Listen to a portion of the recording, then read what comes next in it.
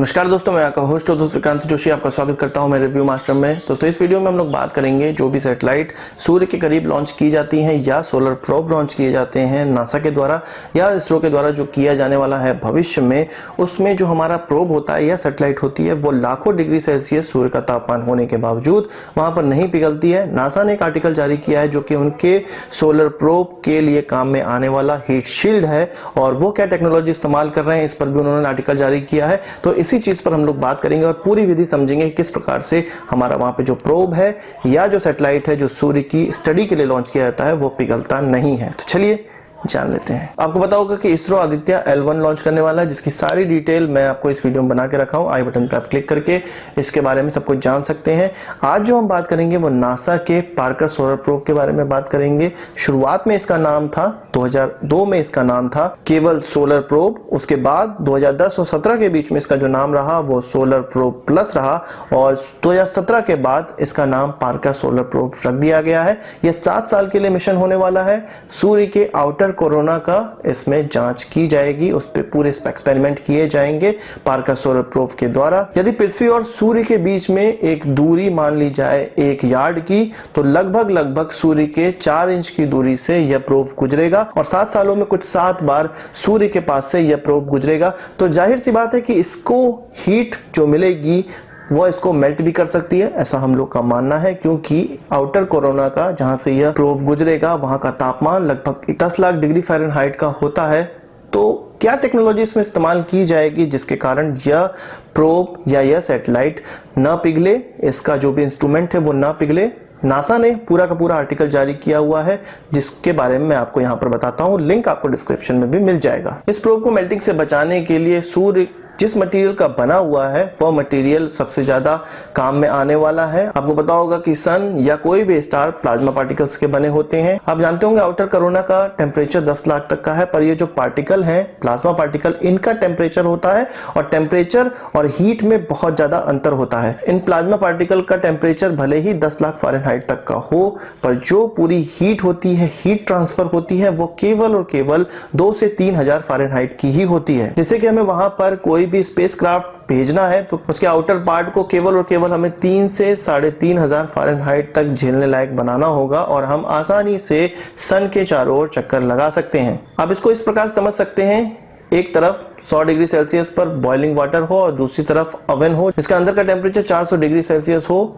दोनों में ही अगर आप हाथ डालेंगे तो ओवन वाले में आपका हाथ नहीं जलेगा, बशर्ते आप उसकी बॉडी को ना टच करें, ग्रिल को ना टच करें। अगर आप उसके अंदर के एटमॉस्फेयर में अपना हाथ डालेंगे तो आपके हाथ में उतना टेम्परेचर नहीं होगा, यानी कि हीट ट्रांसफर आपके हाथ तक बहुत कम हो पाएगी, जिससे आपके हाथ का टेम्परेचर बहुत ज्यादा नहीं बढ़ पाएगा। यदि आप बॉइलिंग वाटर पे हाथ डालें तो आपके हाथ में हीट ट्रांसफर बहुत ही आसानी से हो जाएगी। भले ही उसका तापमान ओवन के तापमान से कम है, तब भी वो आपके हाथ जलाने के लिए काफी होगा। कुछ इसी प्रकार का सिद्धांत सन के आउटर कोरोना में भी होता है। आपने वेल्डिंग होते हुए देखा या गैस कटिंग होते हुए देखा, उसके जो भी स्पेटर नीचे गिरते हैं उन स्पेटर का तापमान भले ही 700 से 800 डिग्री सेल्सियस होता है, पर वो जिस क्षेत्र में गिरते हैं वहां का टेम्परेचर वो नहीं बढ़ा पाते हैं इतना कि उसके आसपास के लोग जल जाएं। अगर वो स्पेटर आपके शरीर से टकराते हैं तभी जाके वो आपको नुकसान पहुंचाएंगे।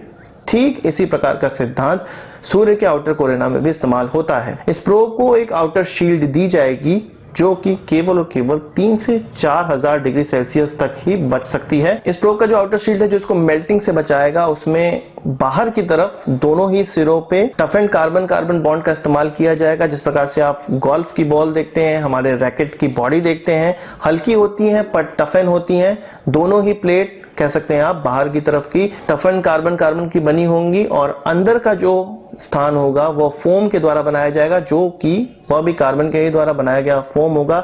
इस प्रकार से जो पूरा आउटर शील्ड है वो काफी हल्का हो जाएगा और लगभग 3 से 4,000 डिग्री फ़ारेनहाइट को झेलने लायक होगा, जितनी की हमें सोलर प्रोब में आवश्यकता है। इस शील्ड को थर्मल प्रोटेक्शन सिस्टम कहा जा रहा है, और इसका जो डायमीटर है वो लगभग 8 फीट का होने वाला है, जिस डायमीटर की शीट से ये कटा होगा, और इसकी जो थिकनेस है वो 4.5 इंचेस की थिकनेस होगी, जो कि इस प्रोब के अंदर के जितने भी इंस्ट्रूमेंट हैं या अंदर का वातावरण होगा वो लगभग 85 फ़ारेनहाइट के लगभग रखेगा। तो यहाँ पर तीन चीजें हमें पता चली। सूर्य के आउटर कोरोना का जो टेम्परेचर होता है वो भले ही 10 लाख फ़ारेनहाइट होता है, पर वो एक्चुअल किसी बॉडी को केवल और केवल 3 से 3,500 फ़ारेनहाइट का ही हीट ट्रांसफर कर सकता है।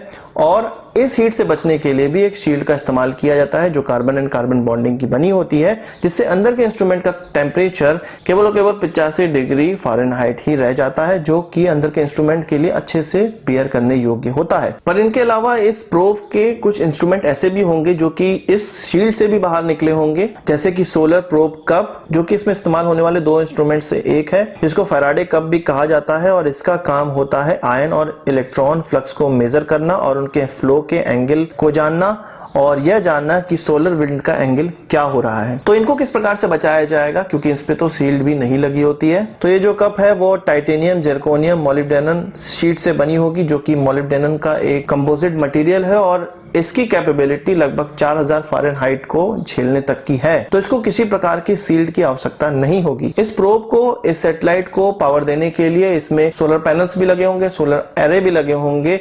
वो भले ही शील्ड के पीछे की ओर होंगे, यानी कि वो शैडो में होंगे, तो उनको ज्यादा गर्मी का एहसास नहीं होगा, फिर भी उनमें इतनी गर्मी जरूर पैदा हो जाएगी कि वो गर्म होके माल फंक्शनिंग कर सकें या डिस्ट्रॉय हो जाए। इसके लिए उसमें एक अलग सा कूलिंग सिस्टम लगाया जाएगा, जो कि एक रेडिएटर से होके जाएगा। इस रेडिएटर में फ्रीजिंग डीआयोनाइज्ड वाटर का इस्तेमाल किया जाएगा, जो कि इन सोलर पैनल के पीछे लगी ट्यूब से होता हुआ जाएगा और उसके बाद ये रेडिएटर में हीट ट्रांसफर कर देगा और इस प्रकार से सोलर पैनल को ठंडा रखा जाएगा। इसके अलावा यदि इस प्रोब, इस सैटेलाइट की दिशा कुछ इस प्रकार से हो जाती है कि उसके इंस्ट्रूमेंट या ऐसी जगह सूर्य की गर्मी की ओर एक्सपोज हो जाएगी जहां पर इस प्रकार की शील्ड का इस्तेमाल नहीं किया गया है, जो हीट रेजिस्टेंस शील्ड है, तो इसमें लगे सेंसर इस सैटेलाइट को बताएंगे, इस प्रोब को बताएंगे कि हीट शील्ड की डायरेक्शन को चेंज करना है या पूरे के पूरे प्रोब की, पूरे के पूरे सैटेलाइट की डायरेक्शन को चेंज करना है, जिससे कि सूर्य के सामने केवल और केवल उसका वो पार्ट रह पाए जिसमें हीट शील्डिंग की गई है। तो यह तो पूरा प्रोग्राम है नासा का कि उसको अपने पार्कर सोलर प्रोब को किस तरह से बचाना है। यह प्रोग्राम अगर सफल रहता है तो मुझे लगता है कि इसरो इसी से इंस्पिरेशन लेके अपना प्रोग्राम भी डिजाइन करे। आप में से बहुत से लोगों ने कमेंट बॉक्स में इस चीज के बारे में पूछा था कि किस प्रकार से हमारा जो भी सोलर प्रोब है या सैटेलाइट है वो मेल्ट नहीं होगा। तो सारी चीजें मैंने आपको बता दी कि नासा कौन कौन सी चीजें इस्तेमाल करने वाला है अगस्त में होने वाले लॉन्च में, अपने पार्कर सोलर प्रोब के लॉन्च में, और हो सकता है अगस्त के बाद ये लॉन्च हो, पर अभी जो ऑफिशियल डेट है वो अगस्त 2018 की है। तो देखना है कि किस प्रकार से इसका शील्ड काम करता है, यह मिशन सक्सेसफुल होता है या नहीं। तो आज की इस वीडियो के लिए बस इतना ही। आशा करता हूँ वीडियो पसंद आएगा और आप इसको एक बड़ा thumbs up जरूर देंगे। इस वीडियो संबंधित कोई सवाल सुझाव हो तो कमेंट बॉक्स में जरूर लाइएगा और यदि आपने हमारे चैनल को सब्सक्राइब नहीं किया उसे भी कर लीजिए, क्योंकि हम इस प्रकार की वीडियो लाते रहते हैं। नमस्कार, थैंक यू, जय हिंद।